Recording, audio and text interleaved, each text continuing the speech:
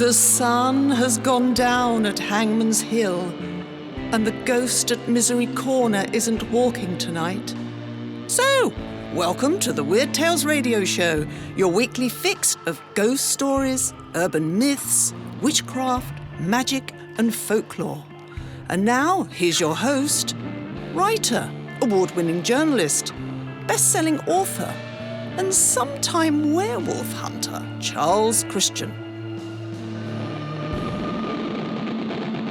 Hello and welcome to another episode of the Weird Tales Radio Show. I'm Charles Christian and thank you very much for tuning in again. This week the show is given over to an interview with Matthew Alper, the author of the book The God Part of the Brain, which examines the issue of whether humans are hardwired to believe in a God, which in turn raises a number of other issues, including how come then there are atheists? Anyway, enough talking from me. Let's get on with the interview. Well, it's my great pleasure to be talking to Matthew Alper, and we're going to be discussing his book that features on the God part of the brain. Now, I suppose the first question to ask you is, I'm looking here and, some of your background, you were a history teacher in Brooklyn and you've been a tutor in the Philippines and rather intriguingly, a truck smuggler in Central Africa. Yep. Nothing that connects or connects to the reason why I would have written a book as I did. So what was the founding of the idea for the book? You didn't just sit down there one day and think, oh, nobody's written a book about this, I'll write a book. What was the sort of, if you like, the inspiration that started you off?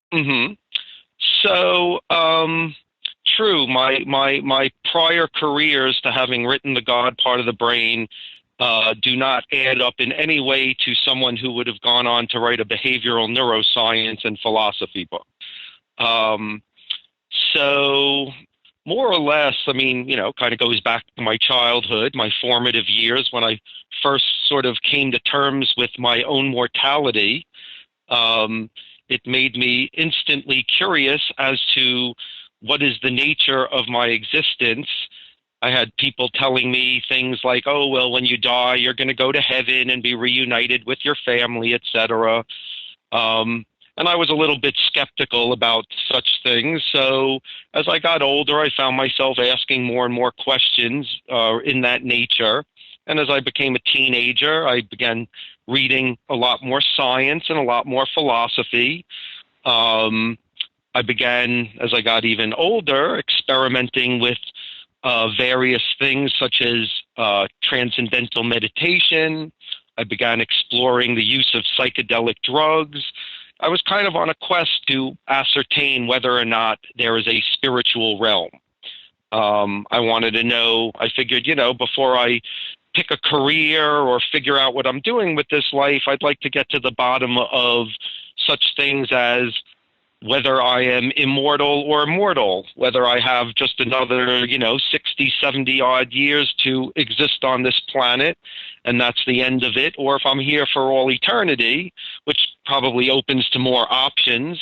But I figured, this is something I'd like to get to the bottom of, if at all possible. And in my various explorations, I didn't find anything that I would call conclusive or definitive. I had read a lot of science. I read everything from cosmology to molecular biology, trying to sort of leave no stone unturned as to where there might be a clue as to whether or not there might be certain knowledge that would lead to an answer one way or the other. And again, came up kind of empty-handed. None of my drug experiences, as interesting as they were, led me to feel that I had, participated in anything that led me to conclusive knowledge of a transcendental realm. I knew that I'd altered states of consciousness, but couldn't really confirm that it was anything other than that.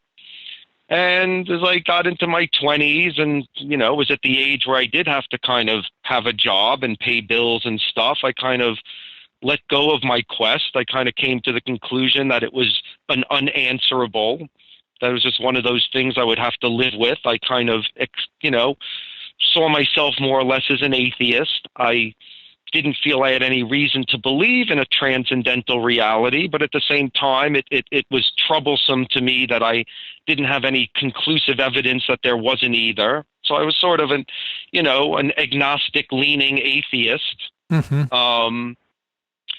And anyway, so really there was, that kind of went on. And then I was a high school history teacher.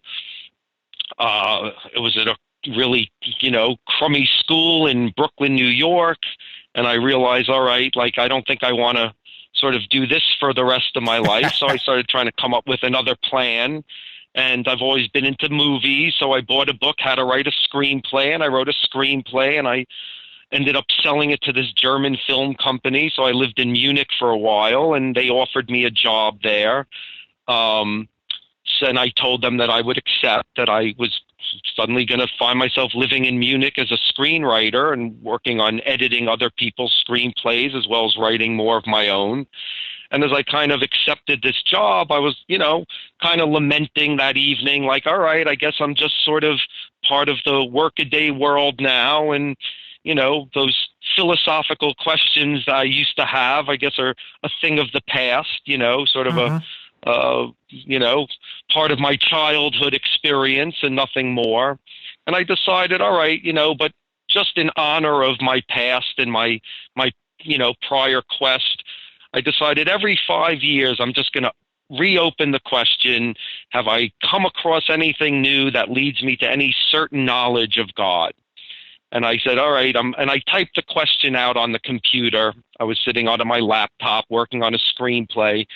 And I was like, yeah, no, I haven't witnessed any miracles. I haven't just uncovered any new information that leads me to certain knowledge one way or the other.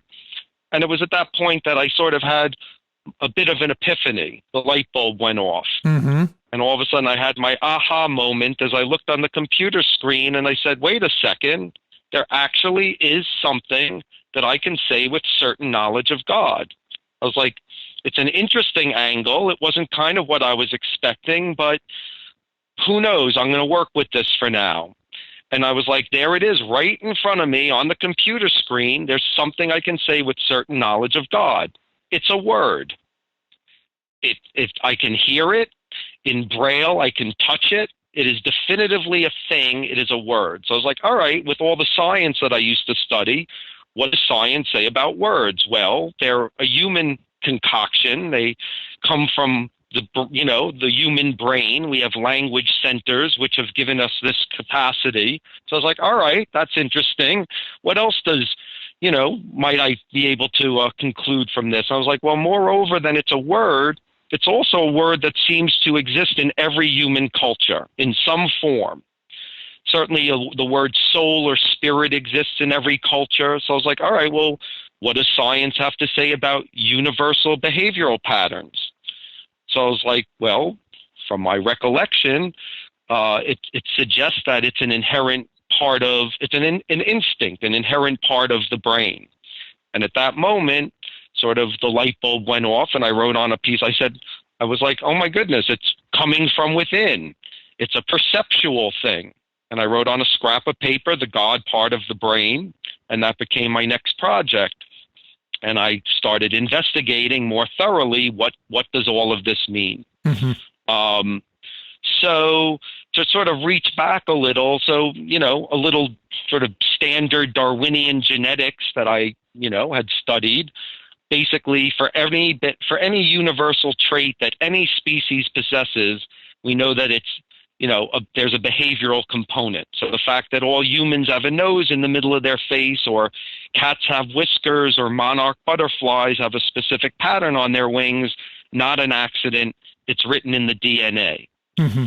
There's a guy, Edward O. Wilson, who came up with a science he called sociobiology, where he basically said the same principle applies to universal behaviors. the fact that all beavers build dams, or cats meow, or dogs bark, or that all human cultures have language, not an accident. It's written in the DNA. These are inherited instincts.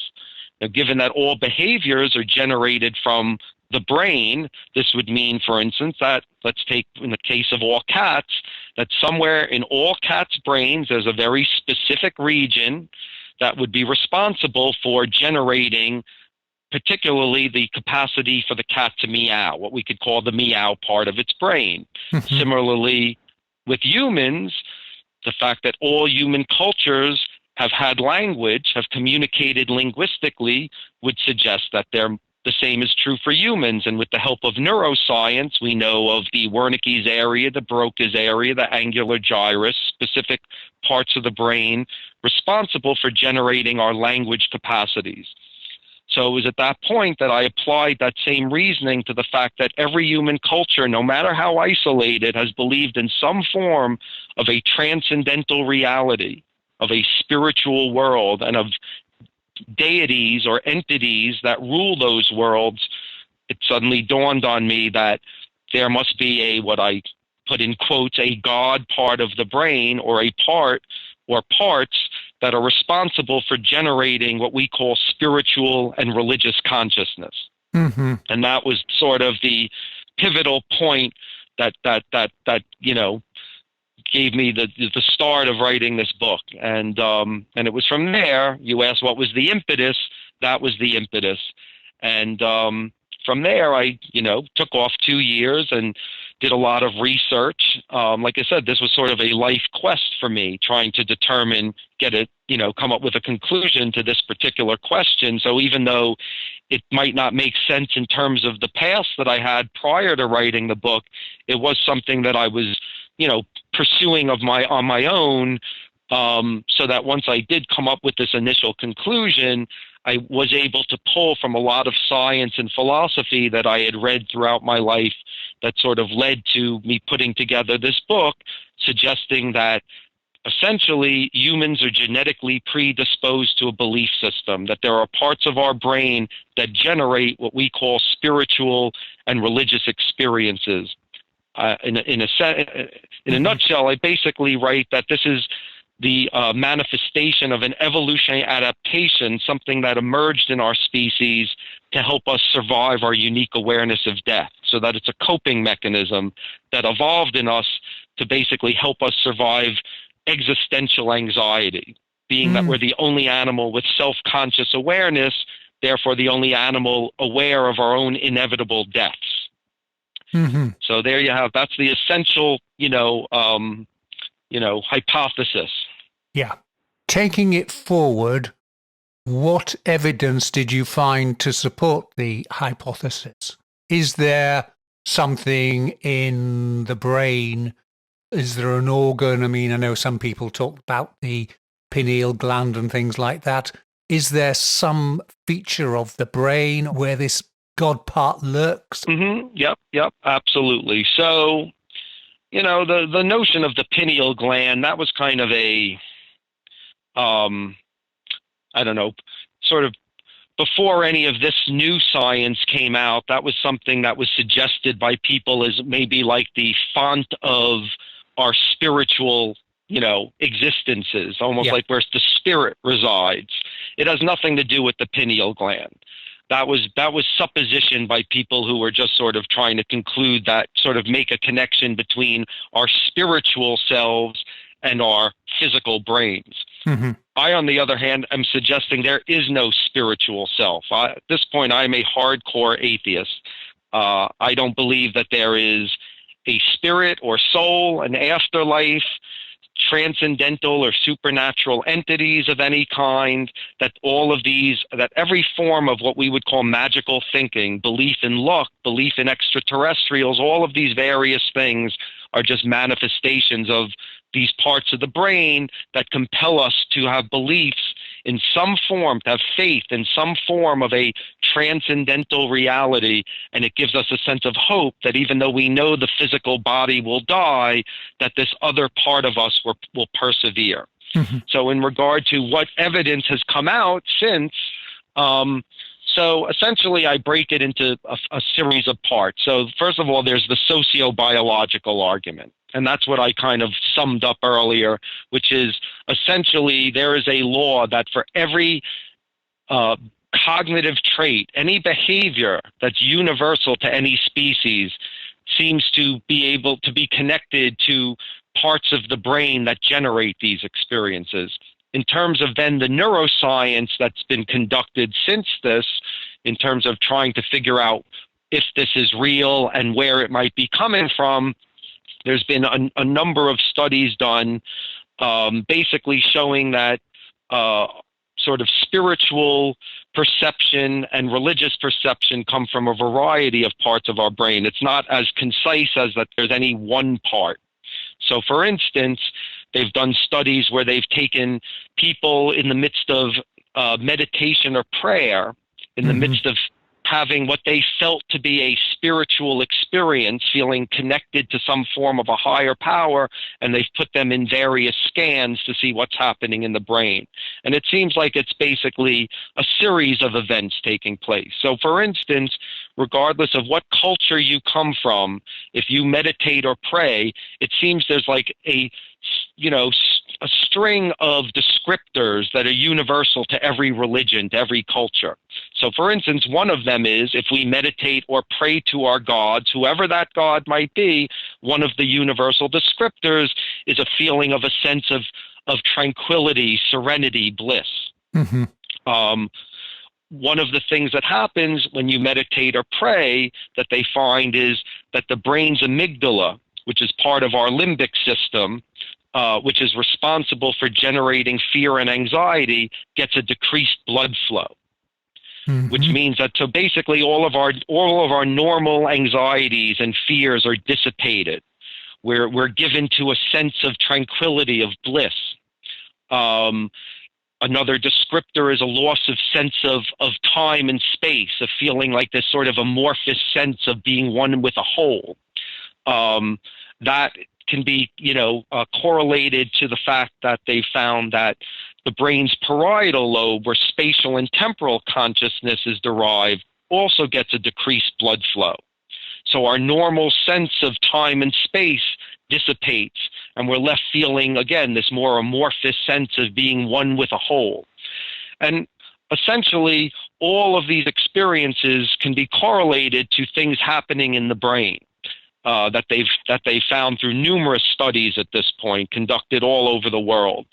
And now I break the experience, basically the phenomena of, the human capacity to believe in some form of a transcendental reality into two components.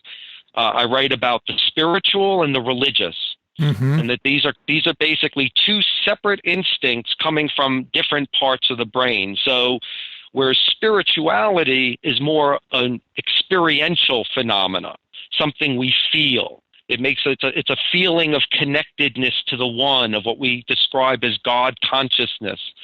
That is coming from a concatenation of a series of parts of the brain.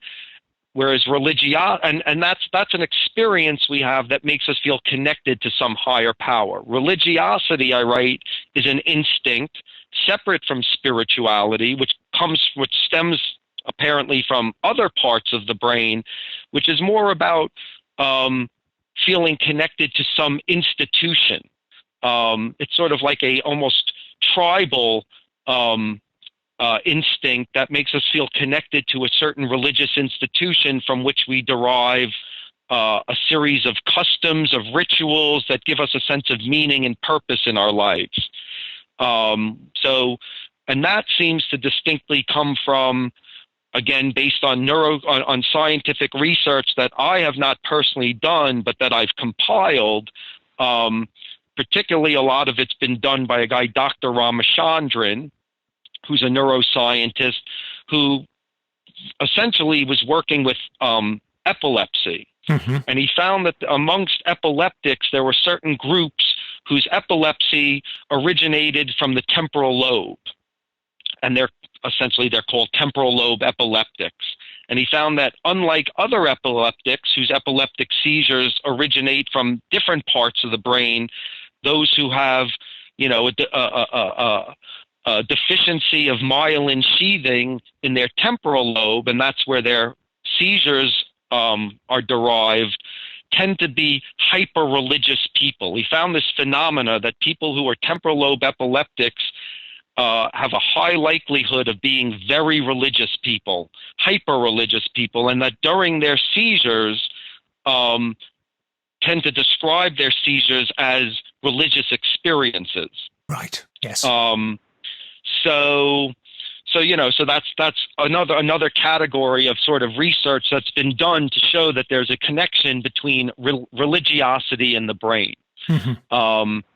They have everything from they found that certain authors like Dostoevsky, who was prone to epileptic seizures, they're now suggesting was probably a temporal lobe epileptic, because he often wrote about the manifestations of his seizures as being hyper-religious experiences. And I think it was in his book, The Idiot, where he has a passage where he says something like, you common folk who don't have these religious seizures will never know what it is to truly be connected to God. They've also done, now historians have gone back and done research and found that there's reason to believe that everything from Muhammad to Joan of Arc were epileptics, and therefore possibly temporal lobe epileptics, who a lot of their religious visions, etc., were derived from these parts of the brain. Mm-hmm. Then there's a guy, Dr. Persinger, another neuroscientist. He did studies on people who have suffered from traumatic brain injuries and found that something like 19% of young people who have suffered traumatic brain injury during their teenage years, grow up to be hyper-religious people, tend to have these sort of fits of religiosity. Again, connecting religious experience to the brain. Another of the sort of main channels of evidence that I found is the genetic argument. And what they've done in terms of proving genetics is they've done a lot of identical twin studies. Particularly, I think one of the biggest ones was University of Virginia did a study of 40,000 sets of identical and fraternal twins. And what they found is, whereas obviously fraternal twins do not share DNA, they just Mm-hmm. come out of the same womb at the same time. Yeah. Identical twins share DNA. So they did a correlative study between behaviors of both fraternal and identical twins separated at birth. Mm-hmm. And what they found was there is a 50% higher likelihood that, and it's not just amongst religiosity, but other experiences and phenomena, behavioral phenomena as well, but particularly amongst religiosity, they found that amongst identical twins separated at birth, that there was a 50% higher likelihood over their fraternal counterparts that they would share religious attitudes. So if one who grew up in, one part of the country tended to be extremely religious, there was a 50% higher likelihood that his identical twin would also, as compared to fraternal twins, would also be extremely religious. And on the flip side, that if one tended to have no religious inclinations whatsoever, that it was 50% more likely that his identical twin would share that behavior, as opposed to compared to, again, the fraternal twin. So there's also now sort of genetic evidence to show that this tendency towards spiritual belief or religiosity is also genetic in nature. Right. And the last sort of channel or argument that I refer to as the ethnogenic argument. So ethnogens or ethnobotany is a science basically dealing with cultures that have used various plants or substances to induce a religious experience. Right. So the mere fact that there is, historical evidence to show that cultures from all over the world, dating back to prehistoric times, have been using a variety of plants to induce a religious experience, would suggest that the fact that a plant could induce this would mean that it's chemical in nature, as opposed to like we're actually having a vision of some actual transcendental reality.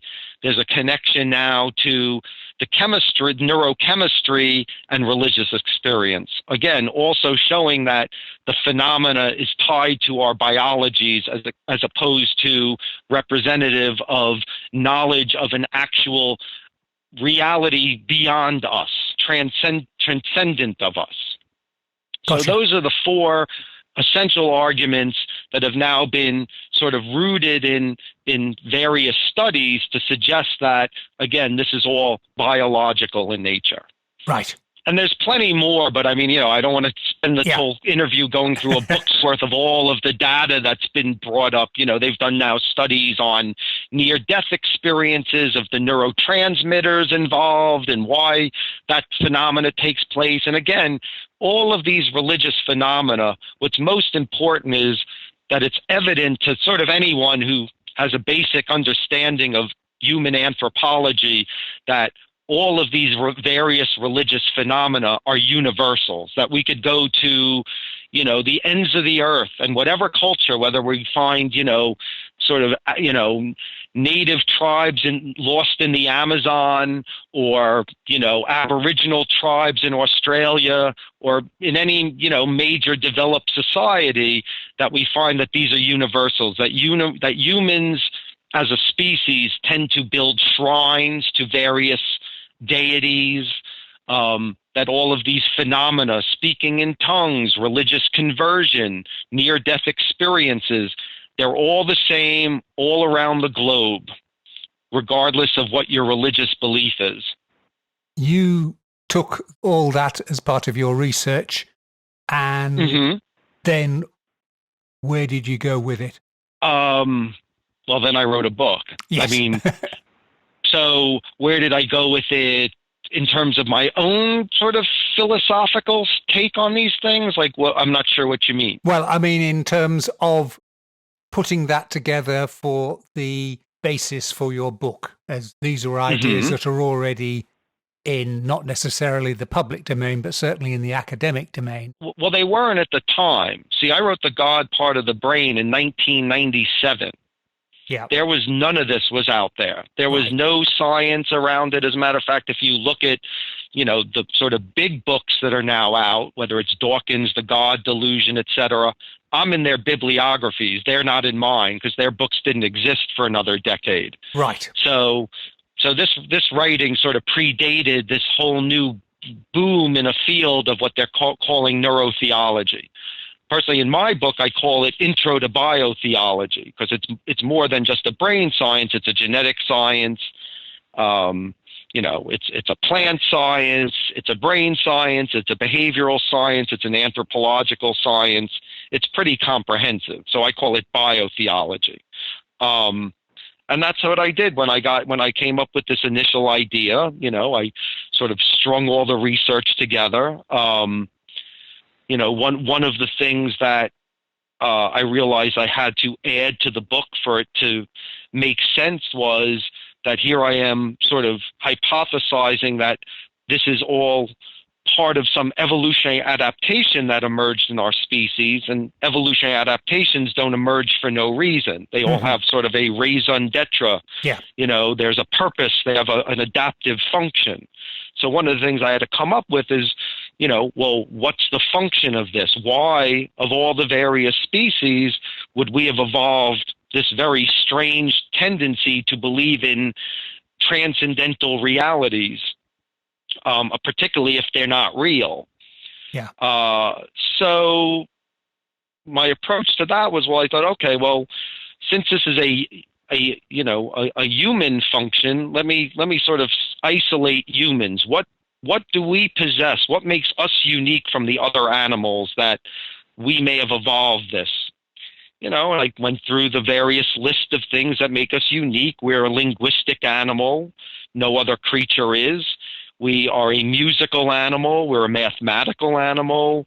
We have these various traits that have emerged in us.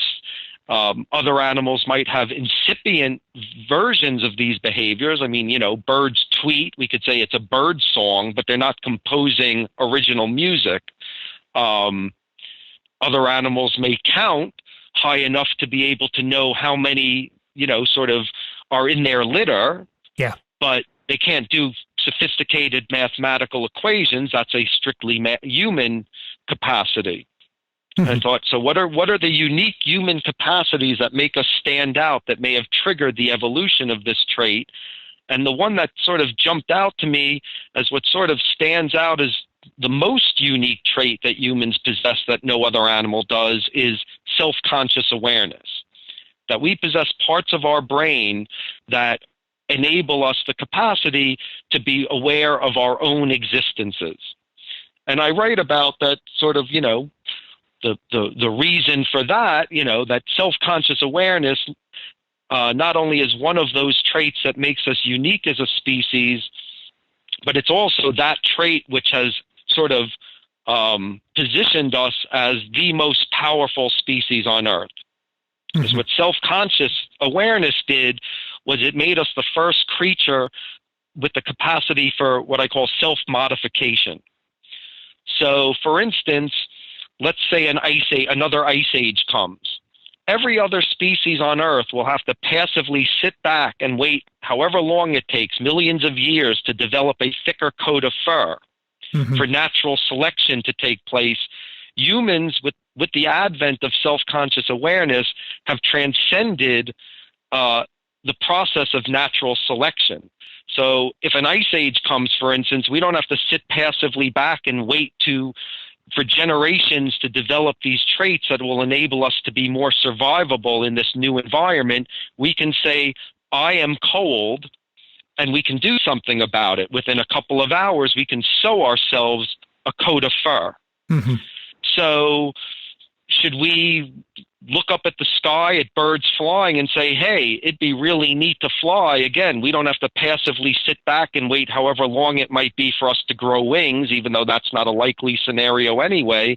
But because of self-conscious awareness, we can do something about it. We can build wings. So through self-conscious awareness, we've been able to modify ourselves to suit any possible environment, to go down to the depths of the seas or even to other planets, to the moon. We have now transcended the process of natural selection. There's all these, there stories about like, what will humans look like in 1,000 years from now? And pictures with big veiny green heads, etc. Yes. We're done evolving. We have transcended the process of natural selection itself. We are completely baked.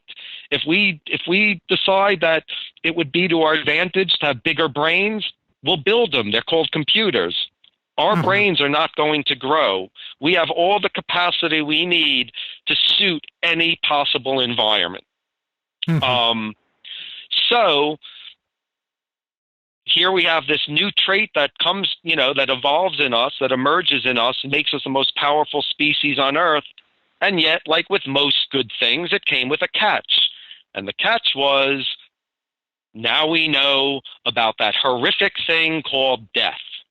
Yeah. Suddenly, whereas in the history of the evolution of all life forms, all life is wired with the primary motivation of self-preservation, to live. And all life forms, up until humans, have been wired with the sort of the standard defense of, when confronted with anything that threatens our existence, to either fight or flee. Yeah. And suddenly an animal comes into the picture that is aware of its own mortalities, to the extent that we become aware of the fact that there's nothing to fight and there's nowhere to run. Game over. Checkmate. We're dead.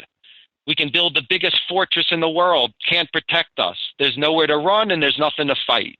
So suddenly humans become the first animal to experience existential anguish. Right. And I believe that it was as a result of the debilitating nature of existential angst that nature provided us with this cognitive modification that compels us to believe that even though we know the physical body will die, that we are going to lose everything we've ever had or loved, including our own selves. But with that certain knowledge, nature has provided us with this palliative mechanism that allows us to feel that even though the body will die, that there's this other component residing within us, this spirit. And that though the body will die, the other component, the transcendental component within us, will persevere. Ergo, problem solved. There's physical death, but it has no real meaning because our souls or spirits will persevere in some form, which is, indicated by the fact that every human culture, no matter how isolated, has engaged in some form of a funerary ritual, usually a burial ritual, but sometimes it involves burning or other things, but some form of a funerary ritual where we dispose of our deceased with a ritual that anticipates sending that person's spirit to some next realm. Yeah. So even in prehistoric times, when they've unearthed humans that were buried, they find that they've been buried, for instance, with relics, something no other animal does. The only other animal that there was physical evidence to have done such a thing was Neanderthal man, yes, who might have also had some incipient capacity for a sense of spirit. So again, suggesting that we're burying the dead with things that were sacred to them that they will now possess in the afterlife, for instance. Yeah. But the notion, again, of an afterlife is a universal that has existed in every culture. Right. So that was sort of the next thing that I felt needed to be solved in terms of coming up with a sort of comprehensive hypothesis that would explain what this is and why it is. You're listening to the Weird Tales radio show with Charles Christian.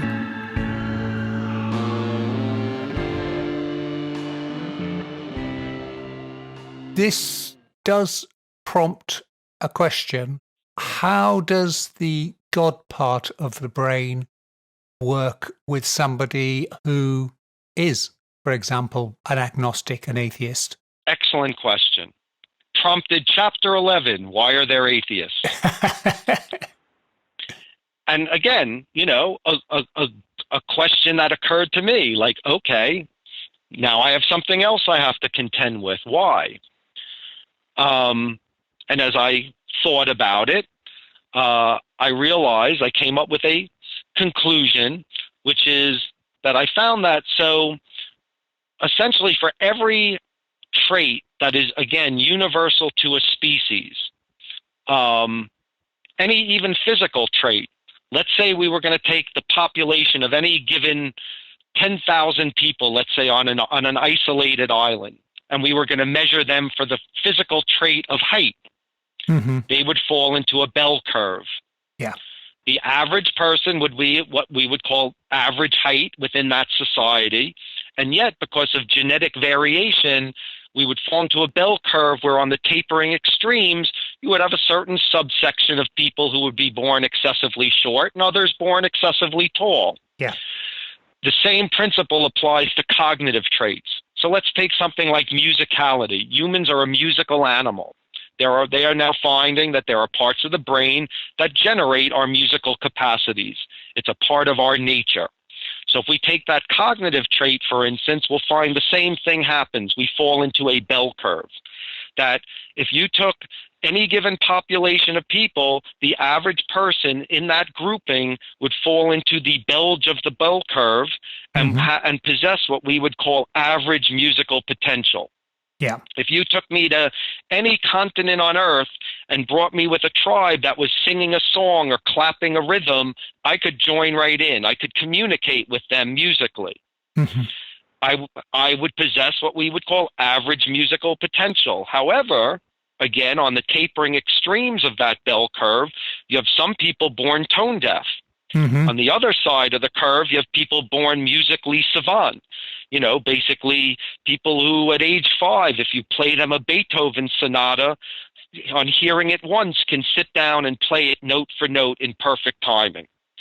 So again, this is the mechanics of the brain. And the mechanics of the brain seem to unfold because, again, due to genetic variance, the phenomenon of genetic variation, into bell curves. So I applied that bell curve notion to spirituality and religiosity, suggesting that though most humanity falls into the bulge of the bell curve and has what we would call average spiritual or religious sort of inclinations, a belief that there's something else out there. On the tapering extremes, you have some people born on one end who tend to be hyper-religious, who from a very early age are reciting passages from their Bible, whatever that Bible might be, who are very involved in their religious communities and religious thinking, who are even obsessed with it. And on the other side of the curve, I believe that there are people who just don't care. They just don't have an inclination. It doesn't play a role in their mental life. They're more interested in sports or music or other secular things. They just don't really have strong religious or spiritual inclinations. Now, again, I'm not suggesting that all of our behavior is guided by pure nature. Obviously, there's the nurture component. So how we're raised, the environment we're raised in will also play a role. So in the case of, let's say, musicality, where you have, for instance, in the case of like a Mozart, who was probably born with savantish tendencies, but happened to be raised by a man who was obsessed with music, you have a nice combination of the two working together. However, I'm sure throughout human history, there have been Mozarts born millions of times over who weren't born into the right time in the right environment. So, for instance, indentured servants who, other slaves noticed had whistled really beautifully while toiling the fields, but we'll never know their names and they'll never write symphonies just because they weren't born in the right place to do so. Yeah. So there are savants, there are geniuses of every form that have been born throughout human history that we'll never know. Probably geniuses who are smarter than any Einstein or Mozart that we'll ever know of, who just weren't, again, born into the environment that would have led them to realize their true potential. Yeah. And then again, on the other extreme, you've got the tone deaf. So I basically believe that some people are born spiritually and religiously tone deaf. They're not as inclined. Where do you put yourself on that bell curve? I'm not quite sure, because I was, obsessed enough at an early age with trying to get to resolve this problem.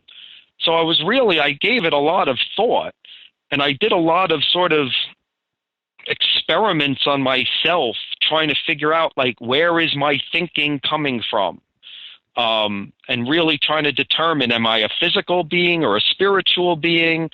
So on one end, I feel like maybe I had a strong spiritual propensity, but I was born into a secular culture, just New York City in the 1970s kind of thing. I mean, my parents, my family is Jewish, but completely secular. My parents I wasn't raised really religiously in any way. So I would say I was raised in a secular setting. And at the same time, I've always been a skeptic. So even when my mother tried to assuage me when I, was crying, when I came to the realization that my cat was going to die when I was 5 years old, and I was hysterically crying, and then all of a sudden it occurred to me, wait, it's not just my cat, it's all of us. Oh no, my mommy's going to die too. I almost passed out. So, but when my mother said, oh, it's okay, we're all going to be in heaven one day, and she doesn't even believe that, but I think she was telling me because I was a child and I was terrified. And even if from an early age, I was like, I don't know. It sounds like it might be more part of that whole Santa Claus conspiracy, other fairy tales that I'm supposed to believe that I'm not quite buying into. So I have a very strong skeptical nature.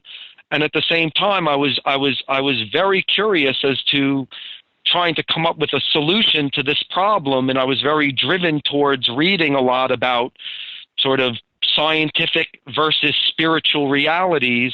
So I'm not really sure where I fall, to be honest. Right. I know at this point I am a hardened atheist. my secular reasoning part of my brain has sort of dominated any inclination I may have ever had towards a spiritual belief. But I never really had any strong spiritual belief. I mean, I know as a child, I remember having conversations with God in my bed. But probably after even a few years, by the time I was 10 and he never answered back, I was like, I don't know if any of this is real anyway. Yeah. So I stopped having conversations with any God. Instead, when I would stub my toe or bad things would happen, I would give God the finger, figuring like, well, if he's in charge of everything, why did I have to stub my toe and have this pain go zooming up into my brain? So the last relationship I had with God was giving him the finger a lot. And then I even got bored with that.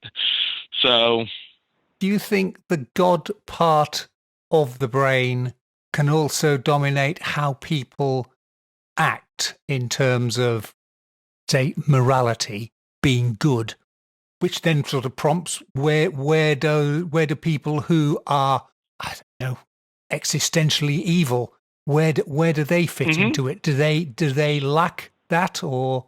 Well, again, another excellent question, which brings us to chapter 13, the guilt and morality function. So, here I was trying to sort of put together an entire philosophy, and it had to be comprehensive, and I had to be able, ready to answer a lot of questions. And one of the sort of essential questions, revolving around religious belief is, what is the nature of evil?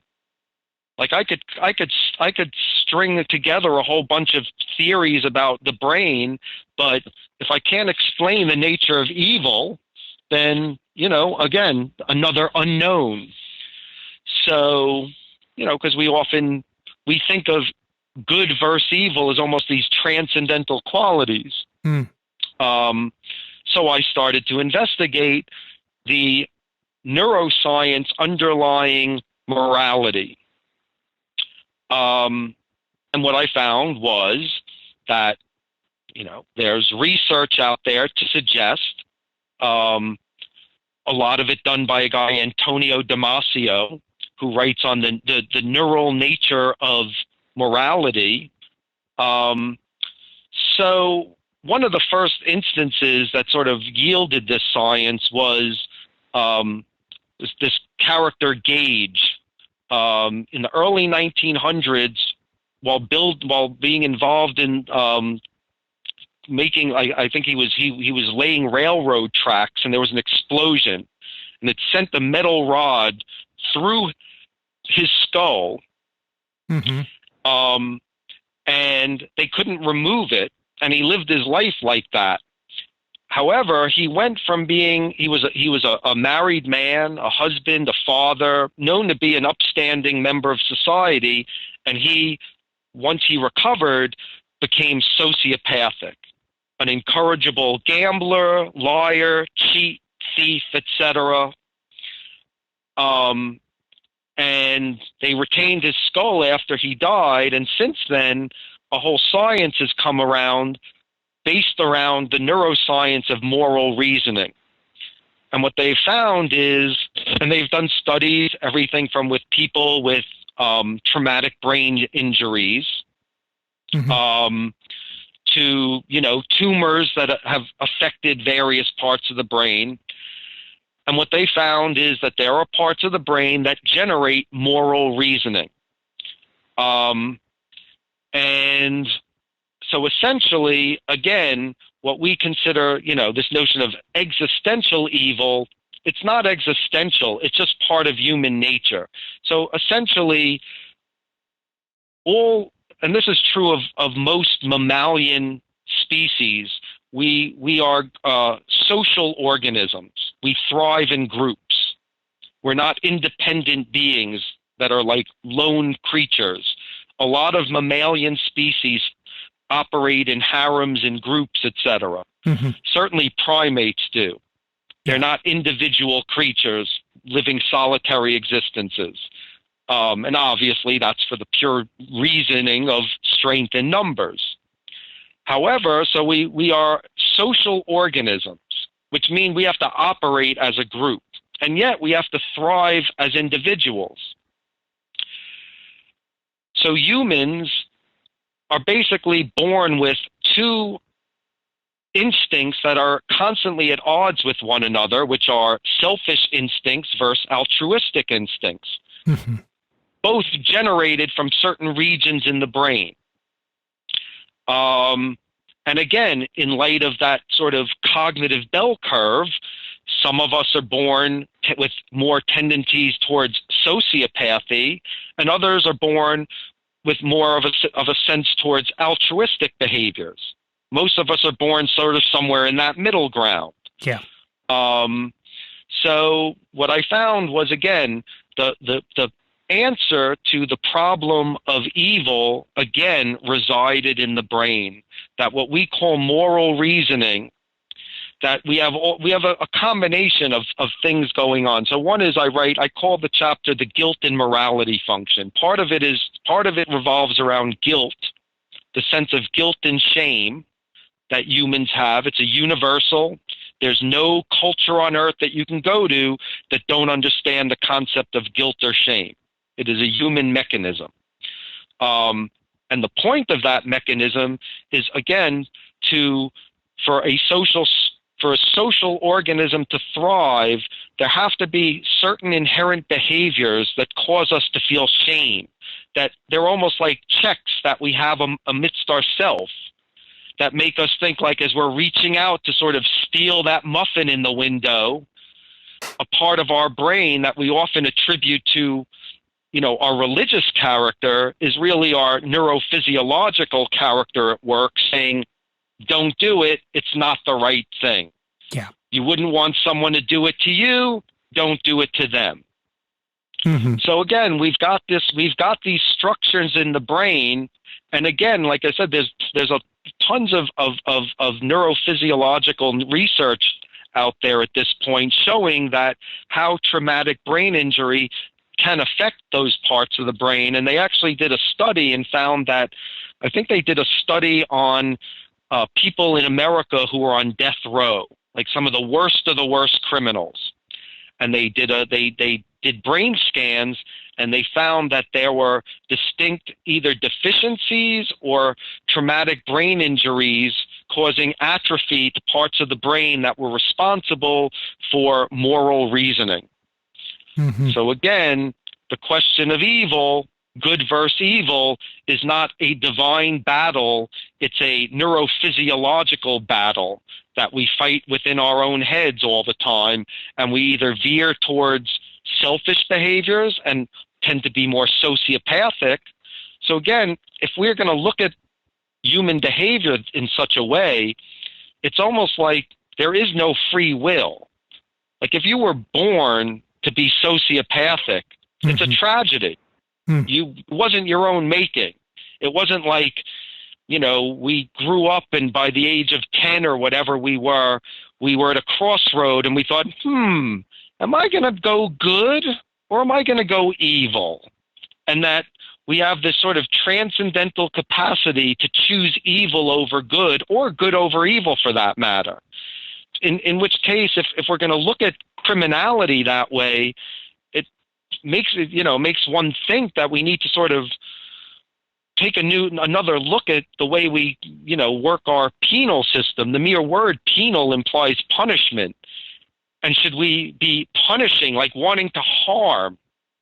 It's almost like that kind of vindictive thinking is as weak as people who were born with an unfortunate predilection towards criminal behavior.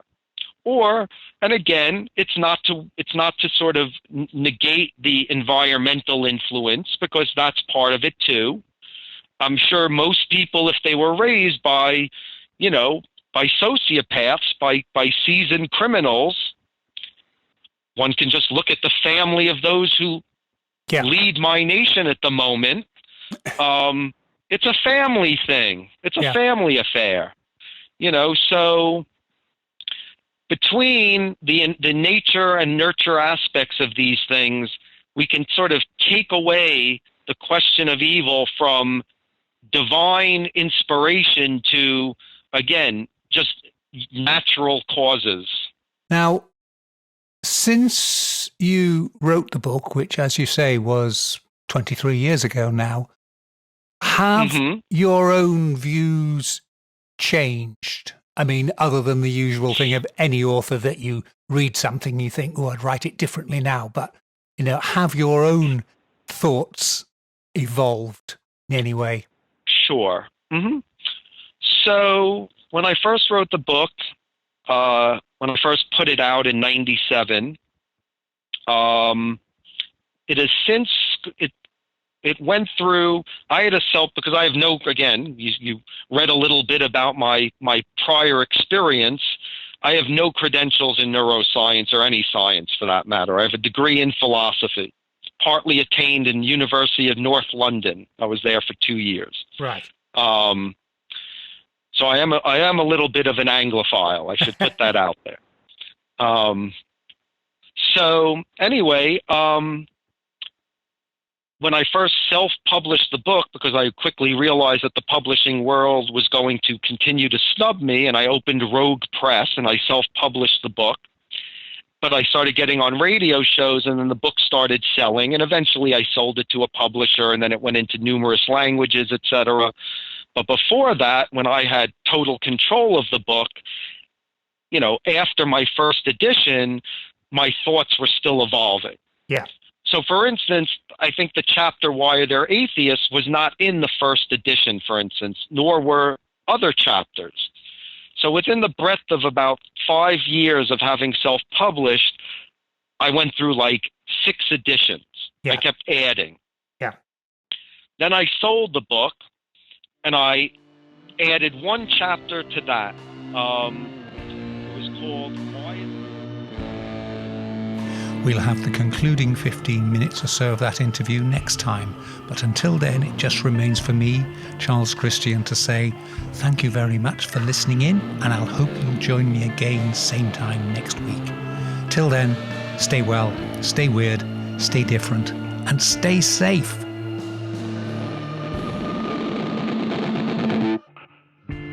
Black Shuck, the demon dog of East Anglia, is baying at the moon, which means it's time for us to go. You've been listening to the Weird Tales radio show with Charles Christian, your weekly fix of ghost stories, urban myths, witchcraft, magic and folklore. You can keep in touch with us online at www.weirdtalesradio.com, by email to weirdtales@icloud.com, and on Twitter at Christian Uncut. Join us again next week for another edition of the Weird Tales radio show. Good night.